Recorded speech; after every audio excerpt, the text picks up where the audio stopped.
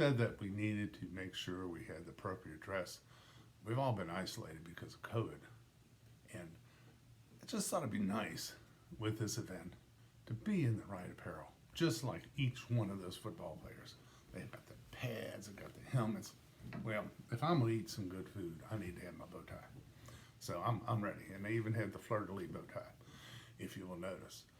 You know, you looked at the play setting that we have, and I'm going to go through each one of these to show you how I'm preparing, because it's important to have the right utensils to do what you're going to do. Now, let me just kind of go through these. You notice I had 2 spoons. Well, I got the smaller spoon because we're talking about maybe doing a horseradish shrimp. And you know, that is going to be so good, I think, that you want to not just, you know, take big old bites. You want to take it and you want to savor it. You got to, you know, we're practicing. I'm practicing raising the spoon and doing it right. You really want to be able to do that. But there's a gumbo in there, and I think there's a potato soup. So you need a bigger spoon, because, man, there are going to be some good chunks. And you don't want to leave those good chunks out. You want to be able to just dig right in there and get them and make sure you got everything you need. So you got to have the big spoon too. So remember, smaller spoon, big spoon. Have them ready and kind of, you know, work with it and know which one you need.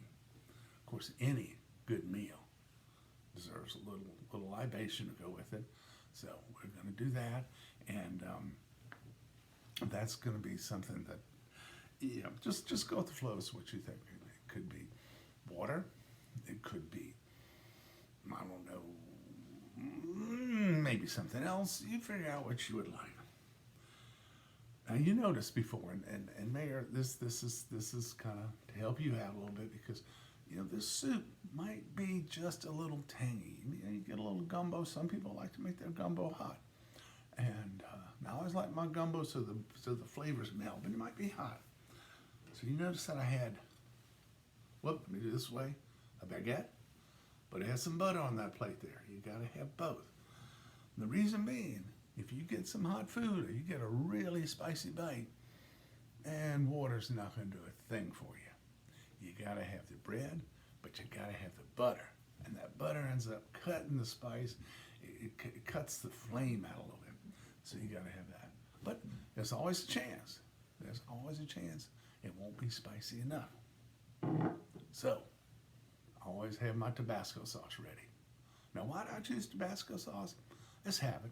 You know, I think y'all know I grew up in New Orleans, and when I was in 4th grade, we took a trip down to Avery Island to watch how they made Tabasco. And last thing you ever want to do is give a busload of 4th graders little bottles of Tabasco sauce.